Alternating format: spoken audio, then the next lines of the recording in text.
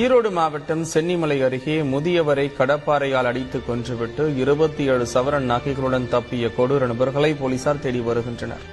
ஈரோடு மாவட்டம் சென்னிமலை அருகே கொடூர ஆயுதங்களால் வயதான தம்பதியினர் அடித்து படுகொலை செய்யப்பட்ட சம்பவம் அதிர்ச்சியை ஏற்படுத்தியுள்ளது. வயதான தம்பதியினர் இருவரையும் இரும்பு ராடு உள்ளிட்ட கொடூர ஆயுதங்களால் அடித்துக் கொன்றதும் 15 பவுண்ட் தாலி செயின் மற்றும் 60,000 பணம் கொள்ளை போனதும் தெரியவந்துள்ளது. திருப்பூர் மாவட்டம் பல்லடத்தில் 3 பேரை கொடூரமாக கொன்று நகைப்பணம் திருடப்பட்ட சம்பவத்தால் அந்த பகுதி பொதுமக்கள் அனைவரும் அதிர்ச்சியில் ஆழ்ந்திருக்கிறார்கள். இந்த நிலையில் கொலையுண்ட செந்தில்குமாரின் மனைவி சம்பவ இடத்திற்கு வந்து உடல்களை கண்டு கதறி அழக்கூடிய அந்த காட்சிகளை நாம் பார்த்து வருகிறோம்.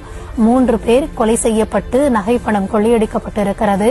இதனால் உறவினர்கள் அழுது கதறக்கூடிய அந்த காட்சிகளும் மனதை உலுக்குவதாக அமைந்திருக்கிறது. திருப்பூர் மாவட்டம் அவிநாசி அருகே வயது முதிர்ந்த விவசாய தம்பதி வெட்டி கொல்லப்பட்ட சம்பவம் பரபரப்பை ஏற்படுத்தியுள்ளது. ஊஞ்சப்பாளையம் பெரிய தோட்டம் பகுதியில் தோட்டத்து வீட்டில் தங்கியிருந்த 80 வயதான பழனிசாமி என்பவரும் 70 வயதுடைய அவரது மனைவி பர்வதமும் கொல்லப்பட்டனர்.